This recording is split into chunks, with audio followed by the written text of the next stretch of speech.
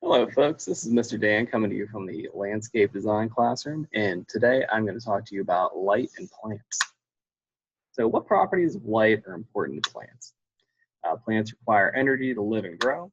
Most plants obtain this energy from light. Light varies by intensity, duration, and quality. So, the nature of light. So, light is radiant energy traveling in waves. You have white light, which is 400 to 700 nanometers, the portion of light seen by the human eye. It's separated by a prism into red, which is the longest, orange, yellow, green, blue, and violet, which is the shortest wavelengths of light. So ultraviolet, shorter than violet, and infrared is longer than red. So what happens with absorption and reflection? Absorbed light becomes heat. Reflected light is the color of the object.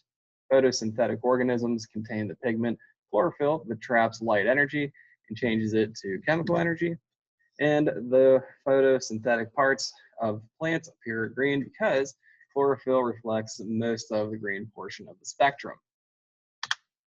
So what about sunlight and length of day?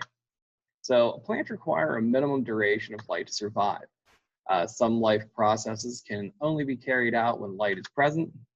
Day length varies with the time of the year and distance from the equator, and days are longer without the summer than the winter everywhere except right on the equator. So at some point during the year, you're going to have more light than dark, and at some points of the year, you're going to have more dark than light. So currently in Pennsylvania, we have shorter days because the winter's coming, but as soon as the spring starts popping up, our days get longer again. So what about intensity of sunlight? So most agricultural plants require 6 or more hours of full sunlight or sunny days to develop respectable yields. So when we talk about respectable yields, that's the abilities to grow, how the weather they can take, and how hardy the plant can sustain to be. So if you're not getting as much light, then your plants are going to be a little bit weaker. So shade will allow yield and change plant characteristics. That's fewer flowers, longer stems, and smaller leaves with less branching. So some plants prefer shade or semi-shade. Some examples of this would be dogwoods, redbuds, hostas, and azaleas.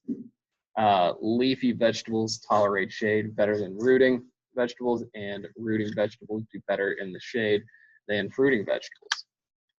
So, phototropism. This is the movement in plants to orient their leaves parallel to light, which comes in greater intensity from one direction. So whenever you have light coming from one direction, if it's not hitting the other side of it, you can actually end up with some problems in your plants. And what else you'll notice is light will draw plants towards that direction. So if you ever go outside, you notice like a lot of your plants are leaning to one side because they're getting more light during the day. That's a good example of phototropism. So houseplants commonly show phototropic responses to light because of their exposure to uneven light. So if you have a plant against the wall, it's definitely going to be rocketing out towards a different direction from that house. So with small, rapidly growing plants, the entire stem may bend towards the light. So geotropism, the response to gravity when a germinating plant shoot grows up away from gravity and the root grows down towards gravity.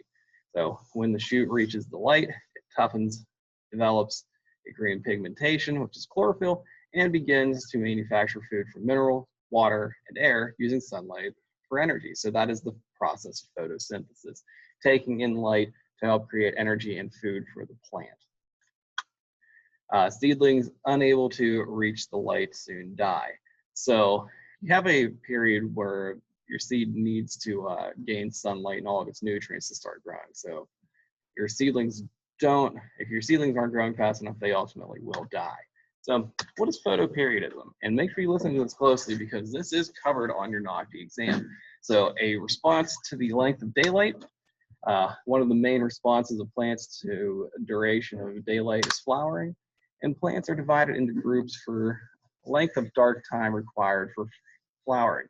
Long day, short day, and day neutral.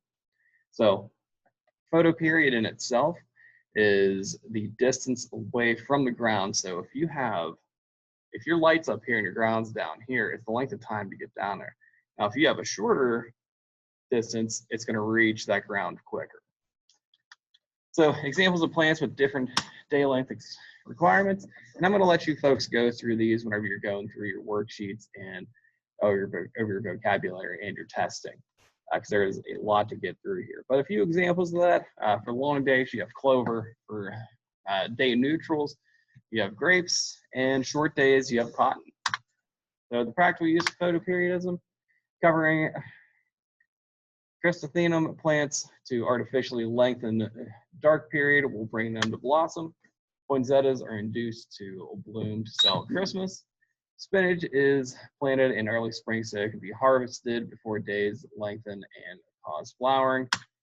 And soybeans and onions have both long day and short day varieties for growth in different areas. So what this is saying is, depending on whenever you want plants to come up, you want to actually like use photoperiodism to your advantage, especially when it comes to something like poinsettias.